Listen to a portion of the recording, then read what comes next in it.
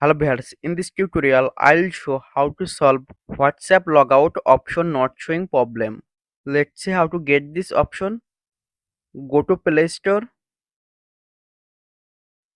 click on search bar, search WhatsApp,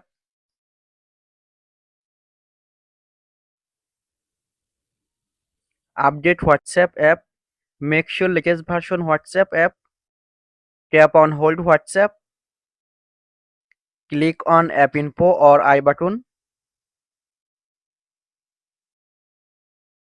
tap on force stop, tap on OK, tap on storage and cache, tap on clear cache. Go to WhatsApp, click on three dot icon, click on settings, click on account, WhatsApp logout option showing. Thanks for watching. Don't forget like and subscribe.